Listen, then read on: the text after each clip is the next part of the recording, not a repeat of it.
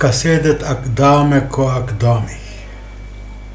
لو تركبين خلفي أو تكمحين أمامي، وأنا أعتلي صهوة الجواد بأحلامي، وننطلق معا بدافع هيامك وهيامي نحو جزيرة بك فيها العشب نامي، ولم يطئ أرضها إلا أقدامك وأقدامي، وتكون ملكيتها بيني وبينك بالتساوي، لكن نصفه فازرعي ما تحبين من التقاوي، والنصف الآخر أقيم قصر إليك فيه تنامي، ويكون النصف الذي وهبتك مهرا ثاني بعد القصائد التي إليك ترجمتها عن وجداني.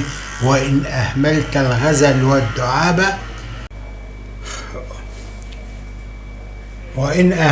الغزل والدعابة فيك بضع ثواني، وانشغلت بالحصول على طعامك وطعامي، فاحصي المدة ولا تحسبينها معك من أيامي، حتى لا أكون قد قصرت لحظة وأنت جواري، كذلك الليل الذي فيه الراحة لقوامك وقوامي.